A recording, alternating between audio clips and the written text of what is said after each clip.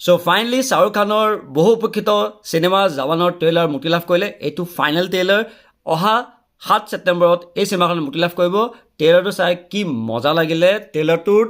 একশ্যনে চাবানে BGM শুনিবানে চিনেমেটোগ্ৰাফিয়ে চাবানে এডিটিঙে চাবা উফ মজা আৰু ট্ৰেইলাৰটোত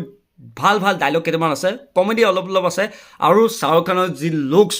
বাপাৰে মজা লাগিছে শাহৰুখ খানক এনেকুৱা মানে মাছি অৱতাৰত দেখি সঁচাকৈ ভাল লাগিছে ইয়াত শাহৰুখ খানৰ ডাবল ৰোল হ'ব বুলি গম পোৱা গৈছে হয়তো ট্ৰিপল ৰোলো হ'ব পাৰে নাজানো চ' ট্ৰেইলাৰটো চাই মোৰ সঁচাকৈ বহুত ভাল লাগিলে আৰু ট্ৰেইলাৰটো চোৱাৰ পিছত চিনেমাখনৰ কাৰণে মই বহুত এক্সাইটেড হৈ আছোঁ চ' আপোনালোকৰ এই ট্ৰেইলাৰটো চাই কেনেকুৱা লাগিলে জাৱানৰ ফাইনেল ট্ৰেইলাৰটো চাই কমেণ্টত জনাব বুলি আশা কৰিলোঁ আৰু এই চিনেমাখন সঁচাকৈ এখন মাছি হ'ব এটলি কুমাৰ ইয়াৰ পৰিচালক মজা মজা এক্টৰ আছে বিজয় সেতুপতি ইয়াত ভিলেন আছে নয়নতাৰা ইয়াৰ এক্ট্ৰেছ হয় দীপিকা পাডুকোনো অকণমান ওলাব আৰু বিজয় থালাপতি ইয়াত আছে চ' কেনেকুৱা আপুনি কিমান আগ্ৰহ ৰখি আছে ক'ব